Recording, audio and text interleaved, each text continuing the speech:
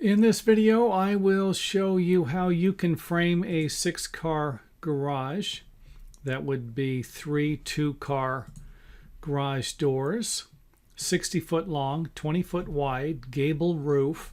And I'm just going to kind of go through here at a faster rate than normal because I already did one of these, or a few of these, for building how to build a 2-car garage.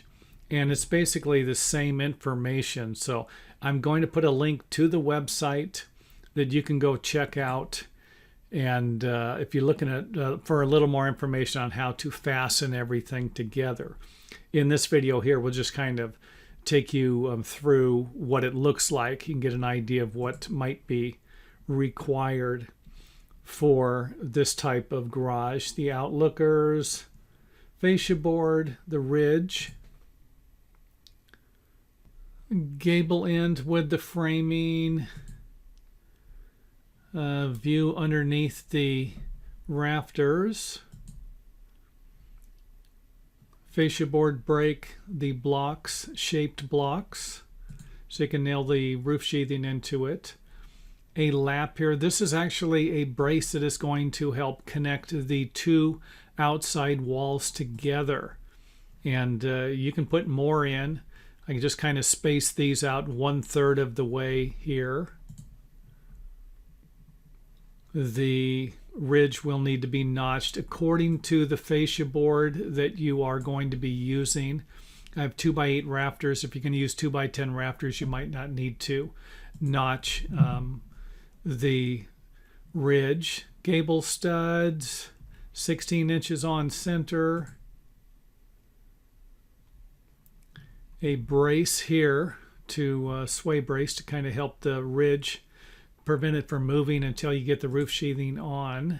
And that also helps to prevent the wall from moving out a little bit also. The shape blocks again.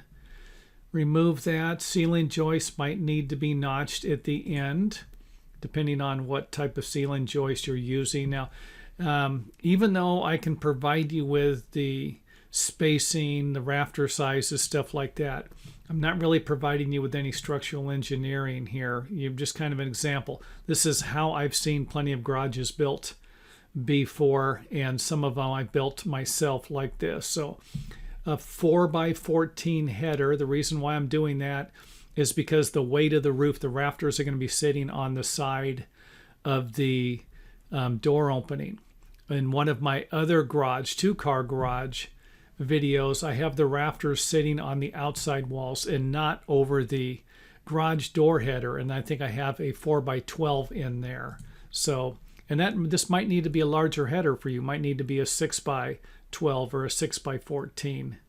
Let's go ahead and remove the ceiling joist, and you can see here that I have the framing plates lapping over the garage door header.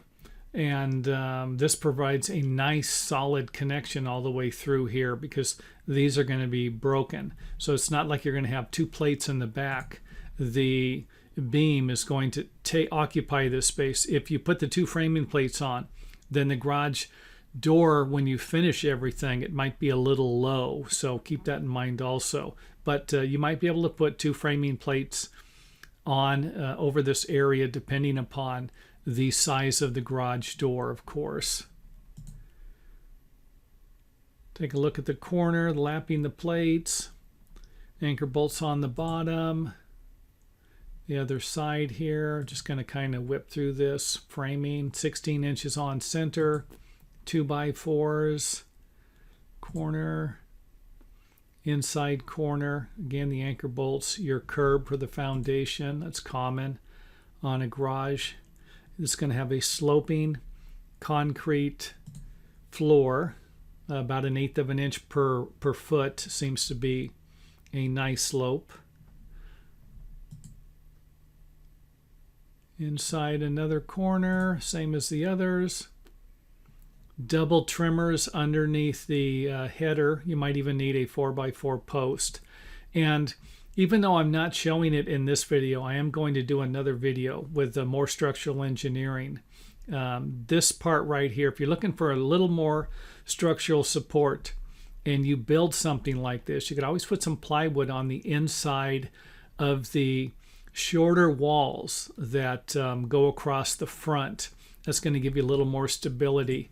But you can always put some hold downs here. And again, I'm going to put that in a future video, and we'll put a link to that video at the end of this video when it is done. Another center section.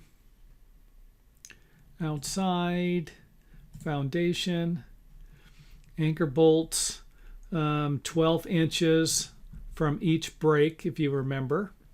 And this is a 2-pour. You pour this one here first and then the slab.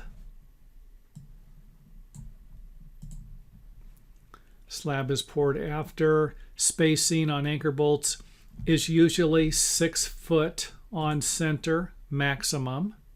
Now let's go ahead and put the thing together. And I'm just going to kind of go over a process that I would use, kind of the order of assembly. Frame the walls.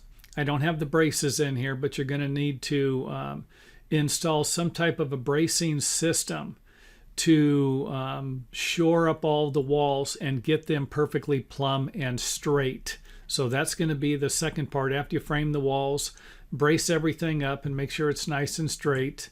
Then put the ceiling joist on. Then the strong backs. You know, these can also toenail into the ceiling joist and help. They can kind of, you can always put a 2x6 in here too, or 2x if you're looking for something to strengthen up the ceiling if you're going to end up drywalling it in the future. Rafters, after that, rafters and blocks, then the braces,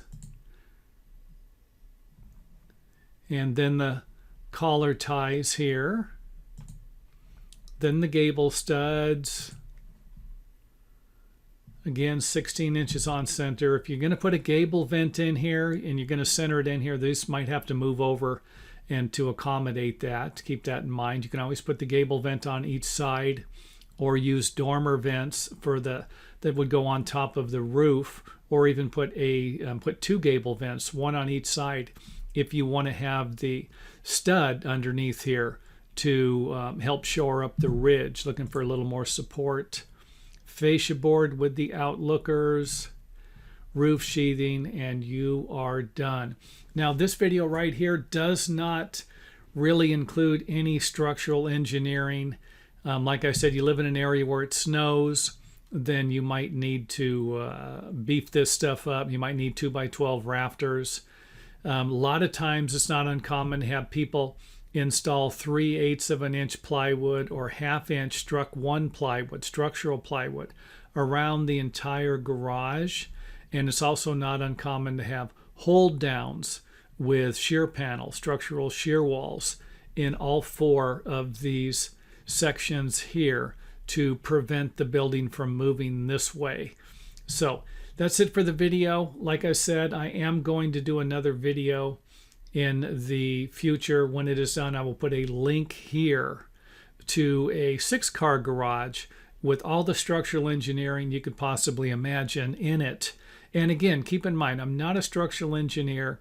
I'm just providing you with building assembly methods, repair methods that I've seen work or that I've seen done in the past. As these change in the future, then I'm going to have to update my videos accordingly. So thanks for watching. If you like the video, you enjoy it, don't forget to check out the website and hit the thumbs up button.